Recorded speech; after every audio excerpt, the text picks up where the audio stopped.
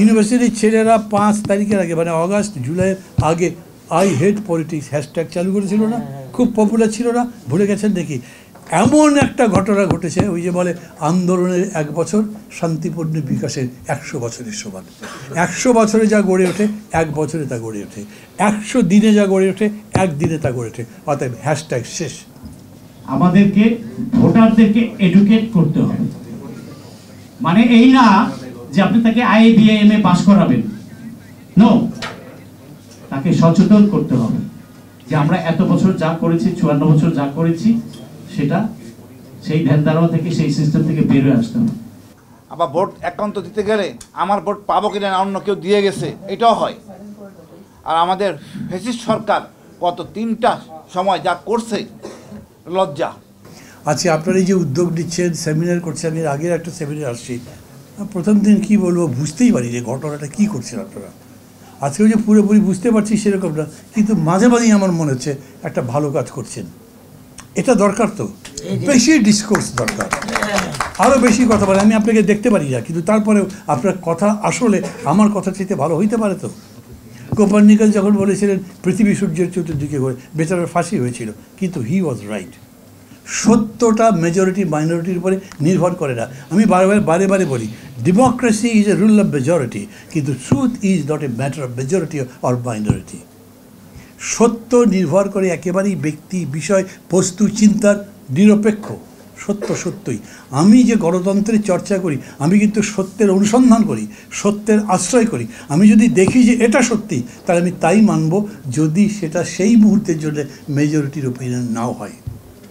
কারণ গণতন্ত্র মিথ্যার উপর দাঁড়াবে না। তাহলে আমারও এইটা বুঝতে হবে। ধরেন আমি সংখ্যানুপাতিক ভোট সমর্থন করতাম, বলবেন ভাই করতাম কেন, এখন করেন না? এখন করতে গিয়ে দেখি যে এই যে আপনারা বলছেন না স্বৈরতন্ত্র আর ফিরে আসতে পারবে না, আমি দেখি ওরা অনেক বেশি ভোট পেয়ে যেতে পারে। আমি বলেছি আমি এখন সাপোর্ট করবো না। কী বলবেন আপনারা আমাকে, আমি তা জানি না, কিন্তু পলিটিক্স ইজ নট জাস্ট কী বলে আপনার, এটা চ্যারিটি নয়, এটা বদান্যতা নয়, মহানুভবতা নয়, এটা একটা practical analysis of the practical situation, এবং তার ভিত্তিতে আপনি সিদ্ধান্ত করবেন কোন কাজটা করলে এই মুহূর্তে এটা সামনে যেতে পারে। নিশ্চিতভাবে এরকম আছে কিছু কিছু অ্যাক্সিওমের মতো সত্য মনে হয়, কিন্তু তারপরেও আপনি সেটাকে কাজে লাগাতে তখন পারছেন না। এখনকার লড়াই আমি খুব স্পষ্ট বলি, পুরা সেপ্টেম্বর, পুরা জুলাই আগস্ট ছিল বিদ্রোহের মাস, পুরা আগস্ট জুলাই ছিল অন্যায় বিরুদ্ধে জীবনদানের মাস এবং জীবন দিয়ে আমাদের জীবন ফিরে পাওয়ার মাস। এখন তো ওই লড়াই নাই। এখন যে লড়াই সেটা বুদ্ধিবৃত্তিক লড়াই, এখন লড়াই জ্ঞানের লড়াই, এখন লড়াই হচ্ছে আরও বৃহত্তর দৃষ্টিভঙ্গির লড়াই। এটা যদি না হয় তাহলে দেশটা গড়বেই না। এটা যদি না হয় তাহলে আমি যে দেশ চাই, আমরা যে দেশ চাই, সেই দেশ হবার তো সম্ভাবনা নাই। আপনি অজ্ঞানতা দিয়ে দেশ গড়তে পারবেন? আপনি পশ্চাৎপদতা দিয়ে এগিয়ে যেতে পারবেন? এগুলোর সুযোগ নাই। এই জন্যেই ডিসকোর্স বলছি।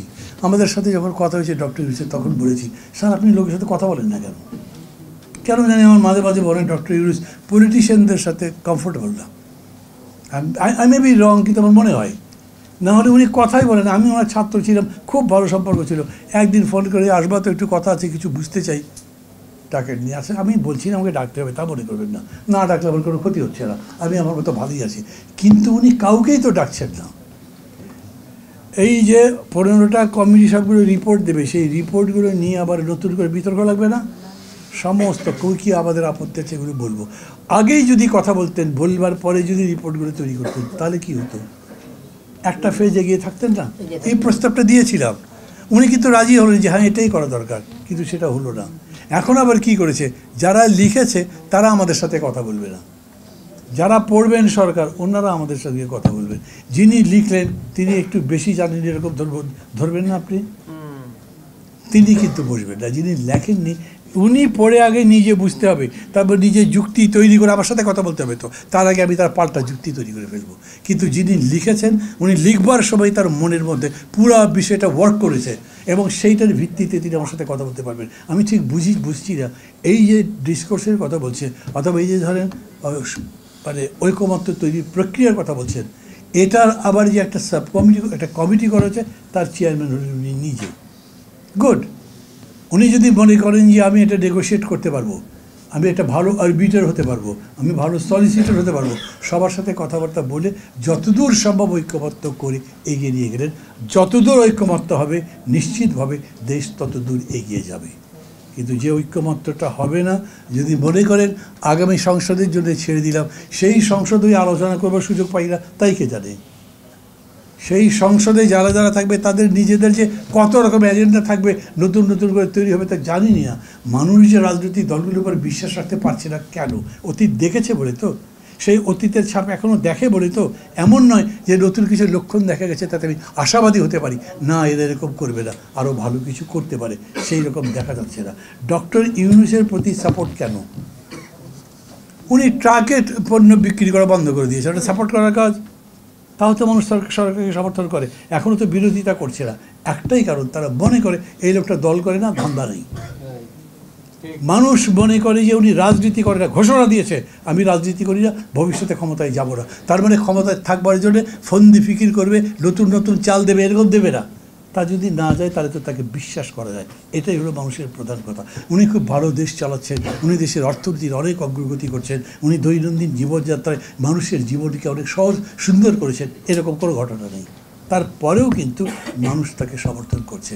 কথা লম্বা করবো না আমি, কারণ বলতে বলতে অনেক কথা বলা যায়। মানে আমাদের ক্রাইসিসটা এতই হয়েছে যে এই ক্রাইসিসের উপরে এই ক্রাইসিসের উপর আপনি যত বলবেন ততই বলা সম্ভব এবং বলা উচিতও। আমি আবার বলি, এই দেশের একটা অভূতপূর্ব ঘটনা ঘটেছে। কনস্টিটিউশন নিয়ে গ্রামের লোকজন আলোচনা করছে, কনস্টিটিউশনে ঢাকার শহরের মধ্যে আলোচনা করছে, সংখ্যানুপাতিক প্রতিনিধিত্ব কাকে বলে। আমি তো প্রথম মনে করতাম এইসব কঠিন কঠিন কথা আমাদের ইউনিভার্সিটির ছেলেরাই পছন্দ করে না। ইউনিভার্সিটির ছেলেরা 5 তারিখের আগে, মানে অগাস্ট জুলাইয়ের আগে আই হেট পলিটিক্স হ্যাশট্যাগ চালু করেছিল না, খুব পপুলার ছিল না, ভুলে গেছেন দেখি। এমন একটা ঘটনা ঘটেছে, ওই যে বলে আন্দোলনের 1 বছর শান্তিপূর্ণ বিকাশের 100 বছরের সমান। 100 বছরে যা গড়ে ওঠে 1 বছরে তা গড়ে ওঠে, 100 দিনে যা গড়ে ওঠে 1 দিনে তা গড়ে ওঠে। অতএব হ্যাশট্যাগ শেষ।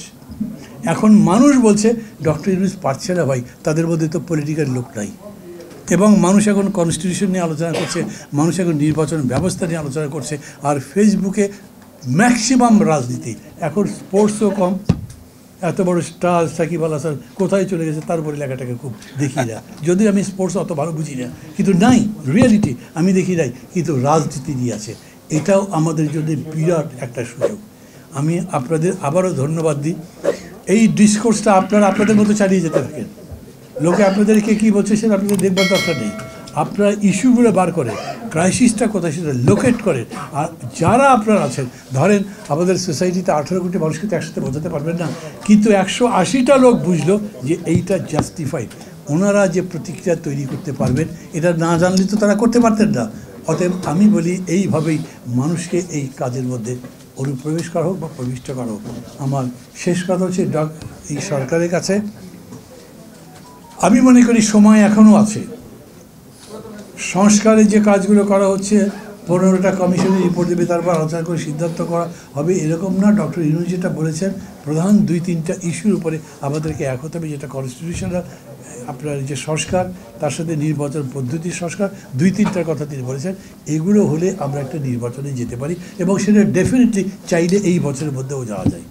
আমার মধ্যে কোনো সমস্যা নেই। এই বছরের জায়গায় সামনের বছর জুন মাসে হলে 6 মাসের কারণে আমি ক্ষমতা পেলাম না বলে যে খুব কষ্ট পাবো এরকম না। আর আমি 6 মাসের মধ্যে ক্ষমতা পাবো যে তার তো গ্যারান্টি নেই। যারা পাবেন তারা হয়তো তরপাতে পারেন, মন খারাপ করতে পারেন। তাদেরকে বলবো, ভাই যদি চেঞ্জটা না হতো তাহলে তো 4 বছর থাকতেন এবং কষ্টে থাকতেন কি মেনে নিয়েছিলেন তো। আর এখন কত আনন্দে আছেন, আরামে আছেন। আরও এক্সট্রা যদি 6 মাস লাগে থাকবেন, 6 মাস কেন থাকবেন না? সেই 6 মাস থেকে বরঞ্চ দেখেন দেশটাকে কতখানি পজিটিভ জায়গাতে যাওয়া যায়। এইবারের অর্জন যত বেশি করতে পারবো সেটা সাস্টেইন করবে, আর যেটা করতে পারলেন না সেটা অনিশ্চিত হয়ে যেতে পারে। এই কথা বলে আবার বলি, হতাশ করবার জন্য নয়। আমি মনে করি প্রত্যেক সময় ওই যে আমি এক সময় খুব বড় নই, মানে বামপন্থী ছিলাম, তো বাংশদিকের কথা আছে, turn every adversity into opportunity. আমি বাংলা করেছি প্রত্যেকটা দুর্যোগকে সুযোগে পরিণত করো। আমরা তো তাই করি, যত মুশকিল তত আসান, এরকম বলি না? তো আমাদেরকেও তাই করতে হবে। আজকে ক্রিটিক্যাল টাইম, আজকে খুবই একটা ট্রানজিশনের টাইম। ট্রানজিশন মানি ক্রিটিক্যাল, কিন্তু এটাও ঠিক ট্রানজিশন মানি ডেভেলপমেন্ট। তো আমি সেই ডেভেলপমেন্টের পথে যাতে যেতে পারি, আমরা সবাই মিলে সেটা চেষ্টা করব। এই প্রত্যাশায় কথা বলা শেষ করছি। খোদা হাফেজ। ওই আগের তো হাতে গোনা 3-4 জন জেনারেল, কয়েকটা এডিশনাল আইজি, এসপি, এগুলা বাদে বাকি তো ওই লটটাই রয়ে গেছে। মেকানিজম, ইঞ্জিনিয়ারিং, এগুলো মনে আছে না অতীতে? রাতেরটা দিনেরটা রাতে, এগুলা খেয়াল রাখতে হবে। ওগুলোর জন্য আওয়াজ তুলতে হবে। এই যে সংস্কার, সংবিধান সংস্কার করুক আর যাই করুক, সংবিধানের সাথে এই নির্বাচনের একটা সম্পর্ক আছে, কোথাও প্যারা আছে, অবশ্যই আছে। তো কি সংবিধান করছে সেটা তো জানি না, এখনো প্রকাশ্যে আসে নাই। আচ্ছা, তো নির্বাচনের আরপিও আছে তো, তাই না? নির্বাচনের বিধানাবলী। তো আরপিও কি সেই হাসিনা তৈরি করা আরপিও দিয়ে আমরা নির্বাচন করবো এবার?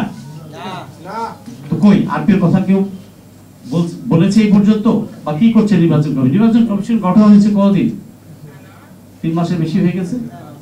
বা সাবমিট করেছে হয়তো, বাট সেই আরপিওটা আমাদের দেখতে হবে। আপনাকে, আমাকে, আমাদের সবাইকে দেখতে হবে, কারণ আমি তো ভোটার, আমি তো স্টেক হোল্ডার।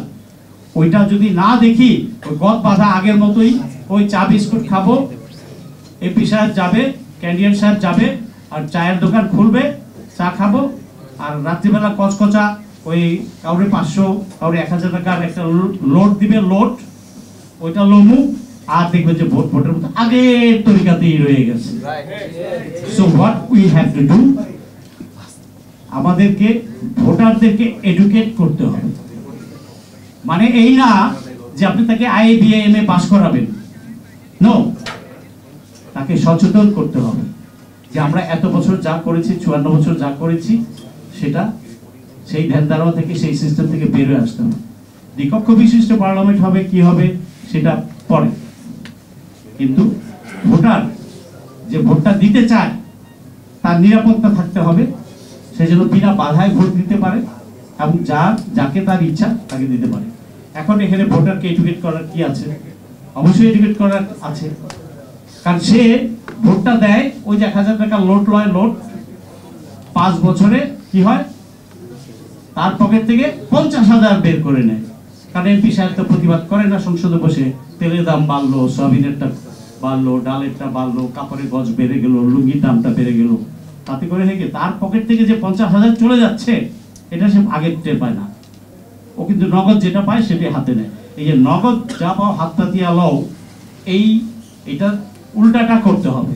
এইটা প্রতিটা ভোটারকে, প্রতিটা এলাকায় শিখাইতে হবে, পড়াইতে হবে। আর যদি কেউ লোড দেয়, তোমারটা ল, তোর ইমানদারি সে ভোটটা দিস, 1 বার 2 বার 3 বার, এরপরে আর কেউ টাকা দিয়ে খেলতে আসবে না। ভোটে এবার যাতে কোনো টাকার খেলা না হয় সামনে, আগামীতে যে দলই হোক, বিএনপি হোক, জামাত হোক, আওয়ামী লীগ হোক, জাতীয় পার্টি হোক, হিজড়া পার্টি হোক, যেই হোক, তো টাকার খেলা, টাকা এটা, এই কাজটা করতে হবে আমাদের এই পরবর্তী প্রজন্মকে। 40 বিলো বুড়ারা পচে গেছে, অনেক আগেই পচে গেছে। বুড়া বাসকে আপনি সোজা করতে পারবেন না, অতএব দায়িত্বটা আপনাদের, নবপ্রজন্ম জানতে হবে। আপনি ছোট কে বলেছে?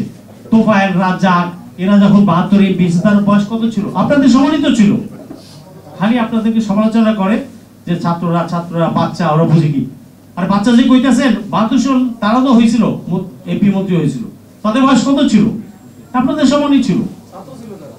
হ্যাঁ, তো কেন আপনাদেরকে আন্ডারমাইন করে বাচ্চা? আমি বিভিন্ন ফোরামে যখন কথা বলি বা ঘরোয়া গিয়েতে, আমি কিন্তু এটার প্রতিবাদ করি। সে অঙ্গীকার রক্ষা করতে পারি নাই, পুরো সরকারই পারে না।